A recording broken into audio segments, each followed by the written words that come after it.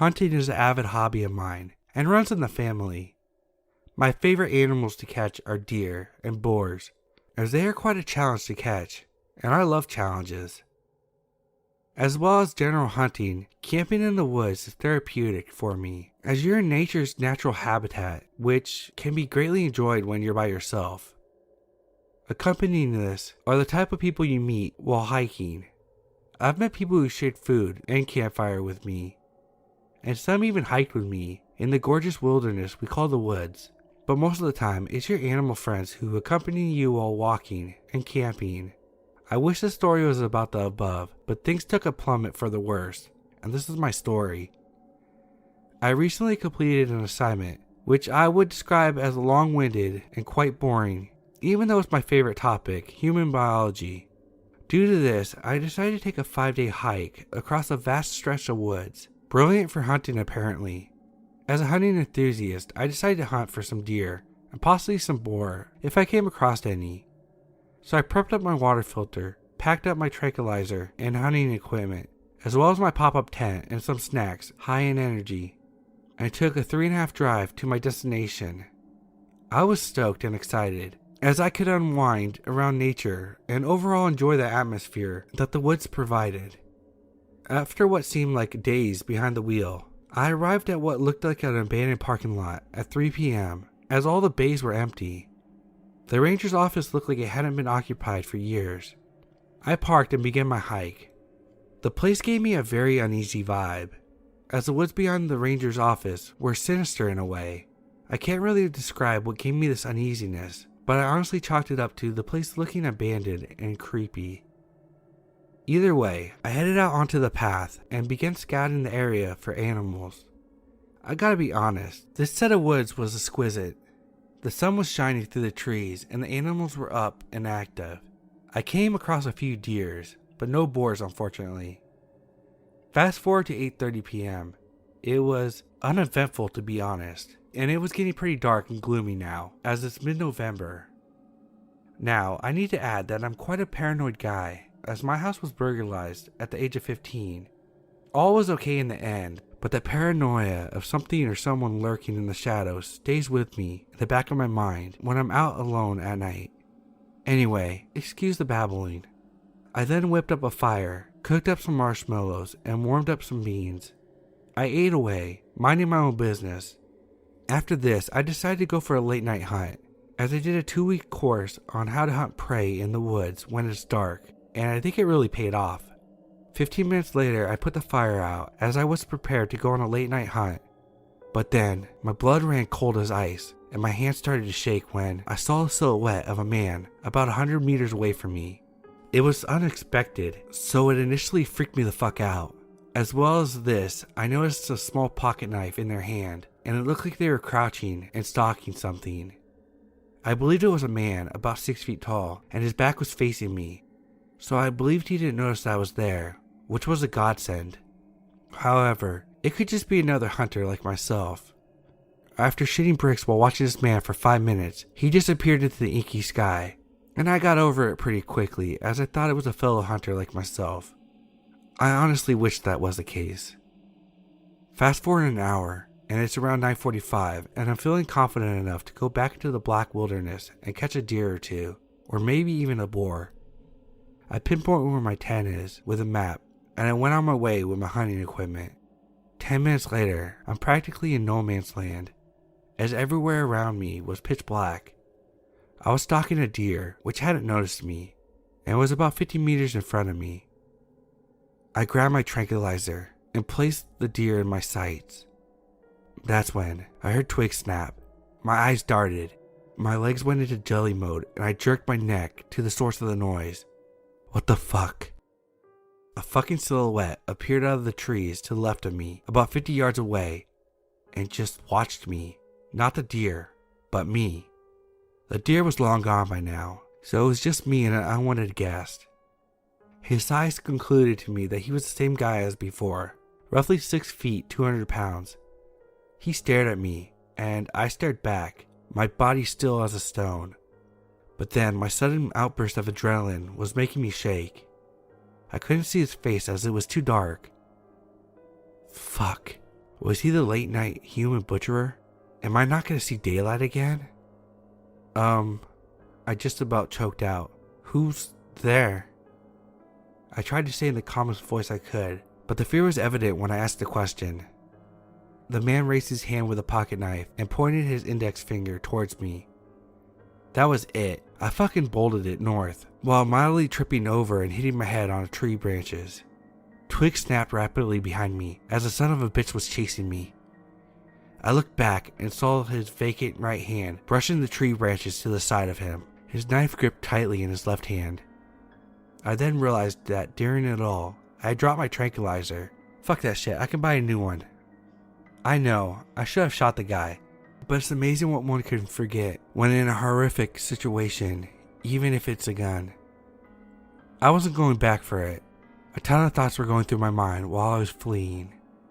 Why me? What does he want? Money? Food? What could it fucking be? That's when I honestly thought I was gonna piss myself.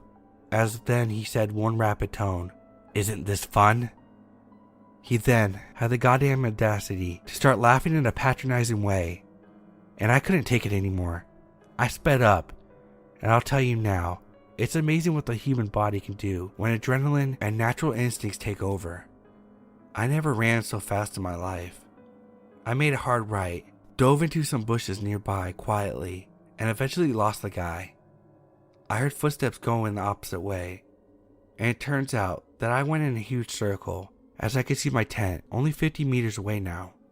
I was fucking shaking, and tears started to form, but I had to stay strong. I just had to. What would my father do in this situation? I turned my ears into the inky darkness and heard nothing, saw nothing. I was not going to turn my phone light on, as I'd be an open target. I checked my watch and it was now 10:30. I was in my tent for 10 minutes. I sat there listening to every small noise I could hear in the woods. Snap. I held my gasp as I heard a twig snap behind my tent. And then a low sinister voice. "You think you can run? I win." With that, my tent was being sliced open and the fucker's head popped in. He was fucking licking his lips and his eyes were locked with my eyes. "You lose," he screams as he pulls the knife out. Fighting, not my strong point, but the gym made me a pretty strong guy. So he tried to stab me and I grabbed both of his arms and fended him off from plunging his blade into my torso. I tried to disarm him and he laughed during the whole process. I thought he was trying to intimidate me. However, I was ready to kill. Not a deer, not a boar, but a human. I restrained his left wrist, but the knife was inches away from going into my foot. As I stepped onto his right hand, I pulled back on his left wrist. Then, snap. His wrist was snapped. He let out a blood-curdling scream. I had the upper hand on this fucker and took advantage of this. I got the knife from his shattered hand and gave him a taste of his own medicine. I sunk the knife into his right hand and he screamed. I laid a few punches and I think I popped his nose, but I have no regrets. I grabbed my arm in pain as he made me bend in an awkward position when he was on top of me when he first ripped into the tent. But honestly, I couldn't care less about my injuries. He tried to kick me, but I punched him in the face until he was unconscious. I checked my phone and I had no phone service. Fuck, I panted. I picked up this fucker into a fireman's lift, and I remembered on my way there was a ranger's office that was exactly west of my tent. After an hour struggling with a killer on my shoulders out cold, found the ranger station, and to my surprise, a young man around 20 was there. I collapsed to my knees as I explained the situation, and it turns out this guy slashed my left bicep, but the adrenaline numbed out the pain. So when it finally wore off, I was in pain and noticed the laceration. The ranger called for backup and they eventually arrived. I don't know how long it took. Screw my belongings, I wasn't going back out there to retrieve them. The ranger offered to drive me to the nearest hospital in my car. The night stalker was taken away, but was semi-conscious. The next day, I was woke up in the hospital to an officer. What he said next is burned into my memory and will never be erased. When I first saw the killer, his back was towards me. The knife was in his left hand, and he was crouching as I mentioned earlier.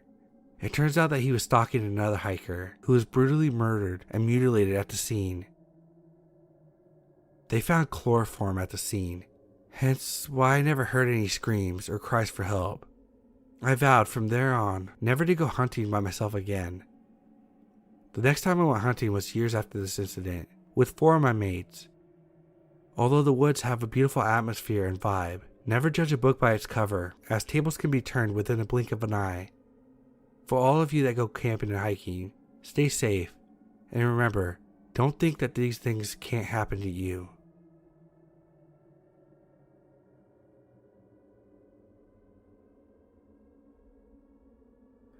Okay, this happened to me last year. Keep in mind, this is told in the perspective of a female. I started school at a local community college. I was looking to make new friends since I never really had the opportunity before. I was a weird fat kid throughout elementary and high school. College was a chance for me to reinvent myself, to actually make friends and fit in for once. It's college. No one gives a fuck if you're weird. You're all just trying to get through finals, after all. Well, I had class with this one kid. Let's call him Creep, because that's what he was. Anyway, me and the Creep had our ITE class together. I'd see him every day, but didn't talk to him much. He stayed in his corner of the room. I sat with my friend, and the older lady, we'll name Jay. I had a TARDIS backpack. Yeah, I know. It's not bigger on the inside, by the way. Anyway, he saw this and said it was cool. I said that was cool, and we talked a bit about our interests as we walked to our next class. He was into cosplay, as was I, and we both enjoyed BBC programs along with anime. He seemed friendly, and I went about my day. Things got uncomfortable after that. He started showing up everywhere that I did. Mostly he would invite himself to lunch with me and my friend S. He was disgusting. We went to lunch one day, and he ordered this burger with peppers, onions, and mayo. Mayo is the bane of my existence, mind you. He didn't use napkins. The thing smelled terrible, and he wiped it on his already stained pants. It wasn't pleasant to say the least. He kept popping up places and inviting himself to lunch, and I was beyond done with him. I have a habit of attracting weird people. I don't know why. I was just ready to cut and run if it came to it. Anyway, he invited himself to lunch with me again when S wasn't present. He said he had a crush on S, and I knew S went through a bad breakup. I told him to leave her alone, but he was insistent on me seeing if she liked him. I said no, leave her alone. He left after that, and I enjoyed my shitty spaghetti. Then the freaky thing happened. I was leaving to go to my car one day when I ran into him. We talked a bit, but I was trying to get away from him, but he really insisted on talking. Eventually, I tried to excuse myself, saying that I was going to go to my car and I would talk to him later. He followed me. He said it was fine and walked with me towards my car. He then proceeded to tell me a funny story about him getting drunk and punching his crazy ex in the face. Like that would totally impress me or some shit. I did what any normal person would. I looked him in the eye and said, no. Got in my car and drove off. He fucked off and left me alone after that. That wasn't the really creepy part though. No. I learned a few weeks ago he killed someone before. Apparently he got into a fight and stabbed someone in self-defense. The circumstances were more than shady though, but the police in my area are pretty shitty. The guy the creep stabbed ended up dying. So yeah, I was stalked by someone who killed another person. Ain't I lucky?